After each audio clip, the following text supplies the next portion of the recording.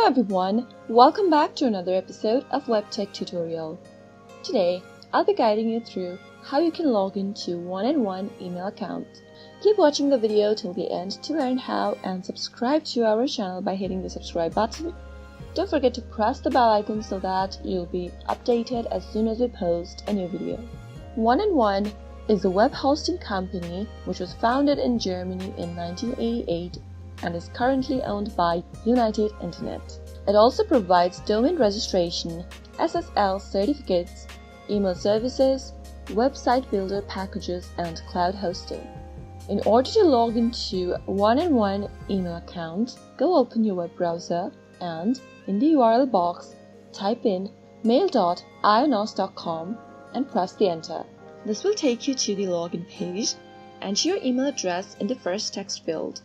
On the next field, type in your password for your account. Make sure to enter the correct password while logging in to log in without any problem.